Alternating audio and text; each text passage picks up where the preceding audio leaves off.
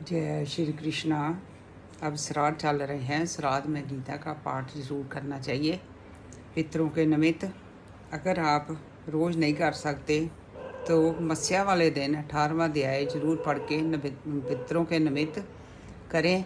और पढ़ने से पहले आप एक लोटा पानी का भर के रख लें और वो सूर्य देव को अर्घ दें। और उसे अर्घ देने से सूर्य देव को करें, प्रार्थना करें कि ये सूर्य देवता ये जो जल है हमारे पितरों को पहुंचा दो, आप पहुंचा सकते हो। अगर ना करें तो ये 7वां अध्याय ज़रूर पढ़ना चाहिए।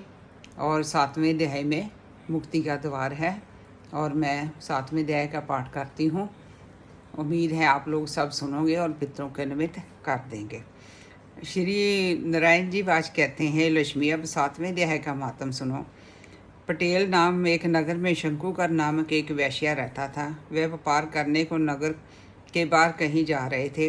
रास्ते में सर्प ने उसको डस लिया और वह मर गया। उसके साथी उसका दाह संस्कार करके आगे को सुधारे।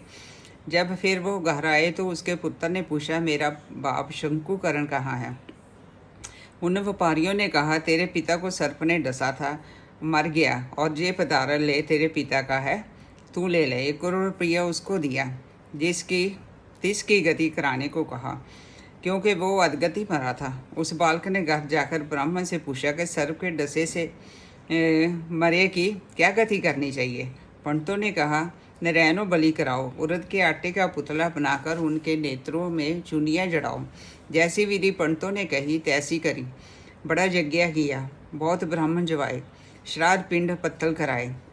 बाकी द्रव्य जो रहा वो बाकी चारों भाइयों ने बांट लिया। एक पुत्र ने कहा, जिस सर्प ने मेरे पिता को मार काटा है मैं उसको मारूंगा। उन्होंने व्यापारियों से पूछा कि वो मुझे जगह बताओ जहाँ मेरा पिता शंकुकरण मरा है। व्यापारियों ने कहा, चलो हम चलते हैं, तुझे बताते हैं। वहाँ ले जाकर उसने देखा कि बहुत बड़ी बमी है। वो उसे खदेड़ने लगा। जब शेर बड़ा हुआ तो वहाँ से एक सर्प निकला। सर्प ने कहा, तू कौन है? मेरा कार क्यों खोता है? उस बालक ने कहा, मैं शंकुकरण का पुत्र हूँ।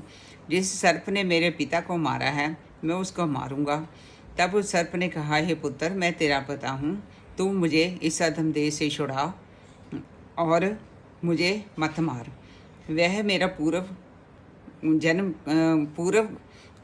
जन्म का कर्म था जो मैंने भोगा।